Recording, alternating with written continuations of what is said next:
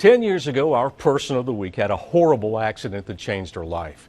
But it never changed her passion for Yancey County, its history, and its people. Despite her injuries, she continues digging into the past to make life all the richer for those in the present. 10 years ago in Burnsville, right behind the old John McElroy house, Elaine McAlister Dellinger almost lost her life. She was working inside this old well dug in 1840, thinking it had been filled in, but she was standing on a false bottom. I saw the ground crack around my boots. Oh, no. And before I could say help, I was gone. She fell 50 feet to the bottom, breaking her back in several places. It almost killed her, but it didn't stop her. She still loves archaeology, still gets involved as often as she can. It didn't waver her commitment. So these are the things that we were finding. For decades, Elaine has been involved in digging and preserving Yancey County history.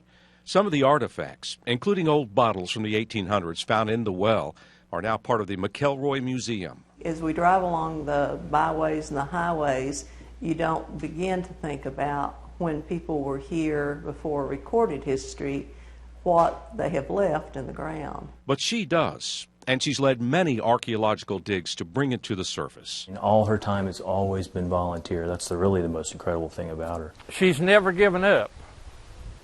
There have been times when, we wondered if things would continue, but she has given leadership that has made that possible. Her search for stories of Yancey County began decades ago with visits to long-forgotten cemeteries, like this one. But the stories behind the graves are the amazing thing. Stories like the one about this little white house built over the gravesite of a 7-year-old girl killed in 1920. The parents, which are buried behind you, were so heartbroken that they never wanted rain to fall on her grave. And so they immediately began to build a playhouse, because that's what she loved, was a playhouse. And in it, they placed white sand over her grave and a tombstone of white marble. When the parents died, they wanted their graves to face the entrance to the playhouse. And so it's like they were set there to guard. Once they were gone, they were there to guard her. Just a real touching story. It's the stories of people that motivate her to continue searching. Just one of the many from recording old cemeteries. A historian once said that the past gives the present its value. Elaine McAlister seems to find it in places some never look. For the people of Yancey County, learning history. It's history she'll continue to share.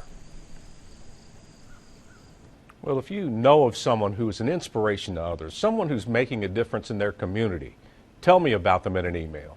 Send it to news@WLOS.com and be sure to include phone numbers.